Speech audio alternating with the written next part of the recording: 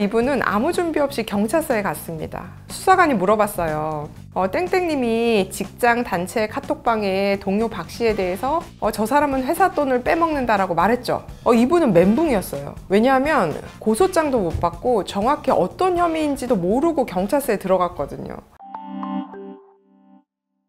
여러분, 만약 갑자기 경찰서에서 전화가 와서 내일까지 나오세요 라고 한다면 어떻게 하시겠어요? 당황해서 그냥 네 알겠습니다 라고 대답하시겠어요? 네, 얼마 전 저에게 상담 받으러 온 회사원 김 씨의 이야기인데요. 평범한 직장인이셨어요. 그런데 어느 날 저녁 8시쯤 모르는 번호로 전화가 왔습니다. 네, 안녕하세요. 땡땡경찰서 수사과입니다. 땡땡님께서 명예훼손으로 고소당했는데요. 내일 오전 10시까지 나오시면 됩니다. 이분은 완전히 당황했어요. 무슨 일인지도 모르겠고 회사에 말하기도 어려웠거든요. 그런데 가장 큰 실수는 이거였어요. 그분이 네 알겠습니다 라고 바로 대답했다는 거예요. 다음날 이분은 아무 준비 없이 경찰서에 갔습니다. 수사관이 물어봤어요. 땡땡님이 직장 단체 카톡방에 동료 박 씨에 대해서 저 사람은 회사 돈을 빼먹는다라고 말했죠. 그날 있었던 일에 대해 설명해 보세요. 이분은 멘붕이었어요. 왜냐하면 고소장도 못 받고 정확히 어떤 혐의인지도 모르고 경찰서에 들어갔거든요. 결국 2시간 동안 횡설수설하면서 조사받았고 나중에 피해자 신문 조서를 보니까 자신이 한 말과 전혀 다르게 기록되어 있었어요. 이분과 같은 실수를 하지 않으려면 경찰 조사의 핵심 3가지를 아셔야 해요. 첫째, 준비할 시간은 충분히 확보하세요. 경찰이 갑자기 내일 나오세요 라고 해도 절대 그렇게 하면 안 됩니다.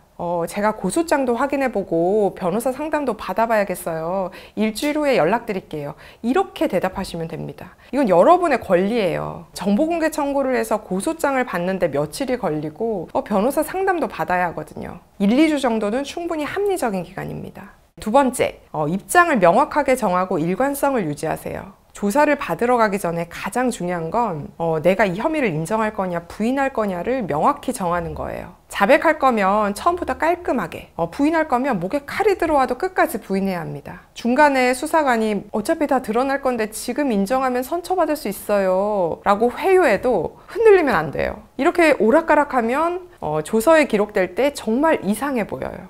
세 번째, 진술할 때는 구체적이고 명료하게 하세요. 그때, 그 사람, 거기서 이런 단어는 절대 쓰지 마세요. 듣는 사람이 헷갈려요. 날짜, 시간, 장소, 사람 이름을 정확히 말해야 합니다. 그리고 모르는 건 모른다고, 기억 안 나는 건 기억 안 난다고 솔직하게 말하세요. 유리하게 만들려고 억지로 끼워 맞추면 나중에 더 큰 문제가 될 수 있어요.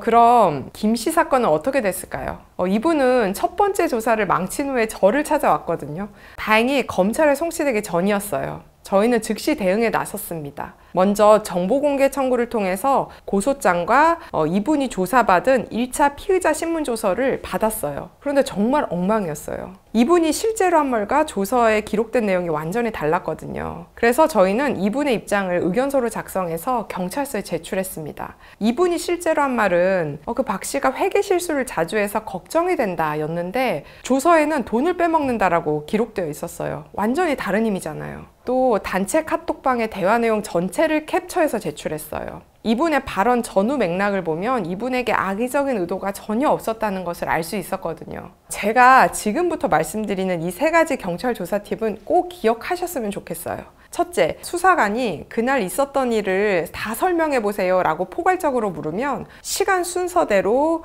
기억나는 대로 차근차근 설명하시면 됩니다. 네, 둘째, 할까 말까 고민되는 말은 하지 마세요. 나중에 의견서로 낼 수 있는 기회가 있거든요. 한번 조사에 기록돼 버리면 계속 따라다닙니다. 네, 셋째, 수사관이 아무리 친절하게 대해줘도 착각하지 마세요. 그분들은 우리 편이 아니에요. 중립적인 제3자, 수사기관이라는 걸 항상 기억하세요.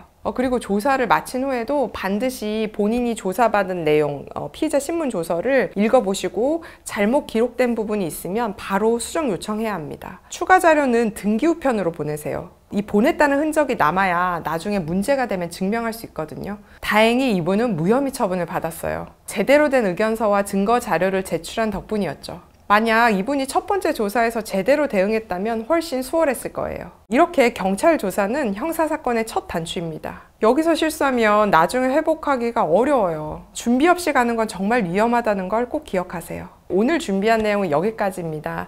오늘도 긴 영상 시청해 주셔서 감사합니다.